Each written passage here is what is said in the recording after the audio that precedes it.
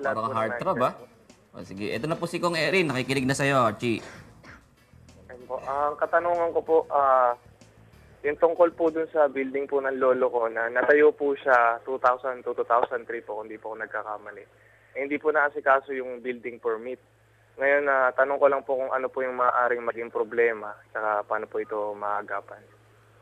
Well, Archie, ang magiging problema dyan, syempre, may mga penalties na kailangan bayaran, no? Kapag hindi ka sumusunod sa mga local ordinances na pinapasa ng isang munisipyo o ng isang lungsod. So, mas mabuting na as early as now na lumapit na kayo sa building, sa munisipyo para malaman ninyo muna kung magkano ang magiging penalty ninyo. Na, huwag muna ninyo sabihin na hindi kayo nagbabayad. Pero at least malaman lang ninyo kung ano yung hindi ninyo nasunod, no?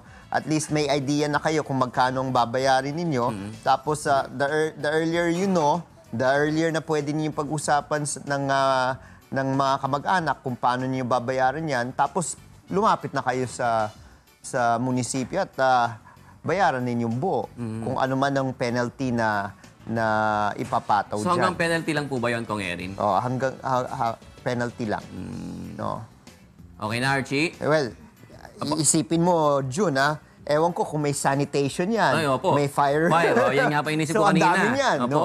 So, kailangan malaman rin ni Archie, sumunod ba sila sa fire permit, sa sanitation, at iba pa. Kinukumpit po ba yung taon na nabilang na yun? Aw.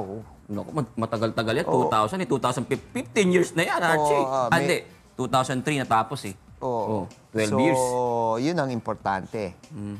So, yun ang kailangan ninyong gawin. Ngayon, hindi ko alam, Archie, sa kwento mo, kung in other years ba nagbayad kayo. Yun. Kasi dapat ang nandyan rin yung mga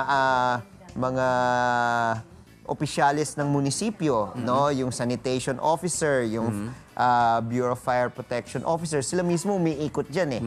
Para tignan kung sumunod ba sila sa requirements ng ordinansya or hindi. Di ba kung Erin, pagka may building kang bago, kasama na rin sa tax mo, familiar mo yun, magbabago yung binabayaran mong tax? Yes.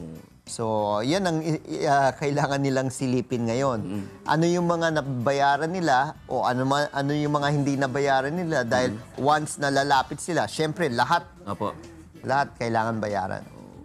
Okay na, Archie? Sana Okay nakatulong na po. yung sagot Maraming ni salamat Erin, po. ha?